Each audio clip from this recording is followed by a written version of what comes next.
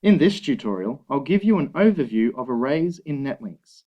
This includes what an array is, the terminology used with arrays, where they are used, and the advantages and limitations of arrays. An array is nothing more than a single variable definition which allows you to store multiple instances of a given data type. Since you've already covered how to create a single variable, let's start there, then modify that variable to become an array.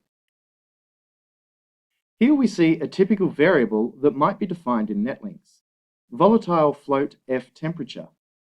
As a reminder, the Hungarian notation for a float is a lowercase f preceding the variable name, and a floating point variable is simply a signed integer with a decimal point. With this variable, you could store a single temperature value such as 72.6, but what if we wanted to track the temperature in each room of a 5-room house? Well, if we reuse our previous example variable definition, we can simply give it a size of 5 like this.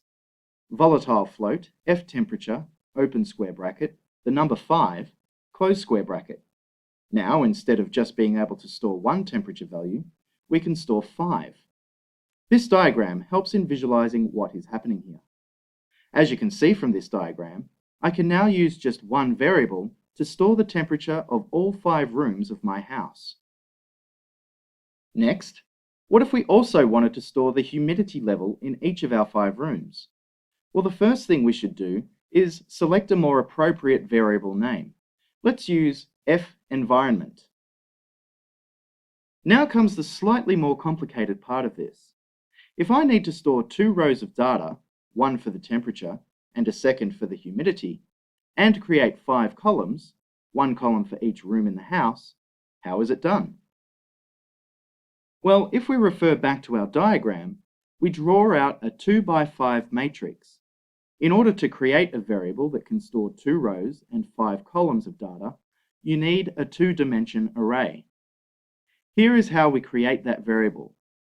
Volatile float, F environment, open square bracket, 2, close square bracket, open square bracket, 5, close square bracket.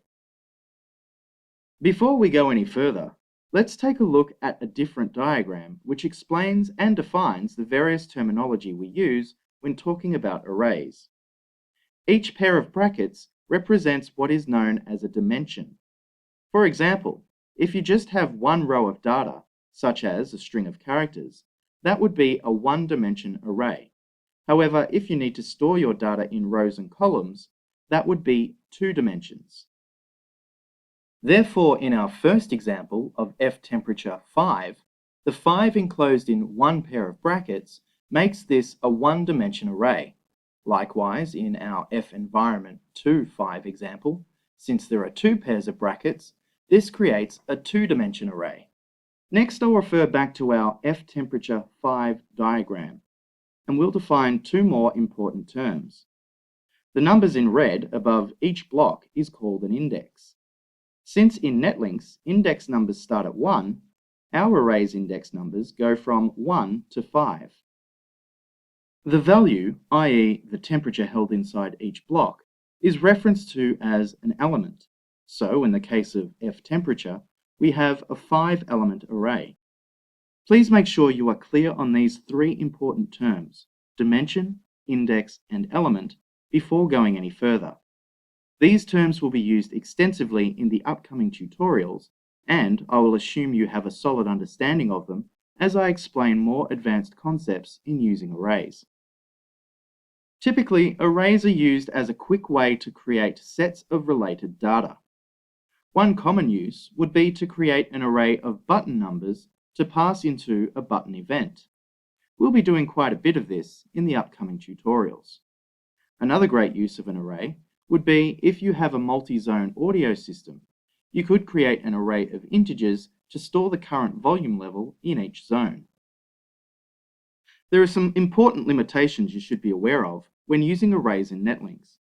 Most importantly is memory utilization.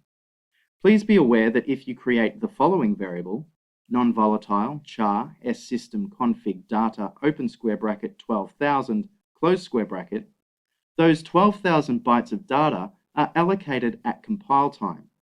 And when the code is loaded into a Netlinks processor, all of that memory is used up immediately, even if the array only has one letter stored in it. Keep in mind that, as you learned in a previous tutorial, all the NX series masters are limited to 1 megabyte of non-volatile memory. So as you can see, non-volatile is not the best option for storing large arrays. Also, be aware that a char is only 1 byte.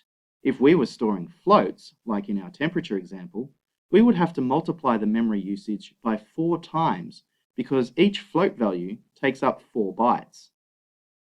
Given the fact the NX masters have 512 megabytes of volatile memory, that would be a much better choice for our arrays. So let's change our declaration to volatile char ssystem_config data 12,000. A second limitation is that in Netlinks we can only create arrays with a maximum of 5 dimensions, and that multi-dimensional arrays have the potential to eat away at your available memory very quickly. In the next tutorial, we'll create some arrays in our code.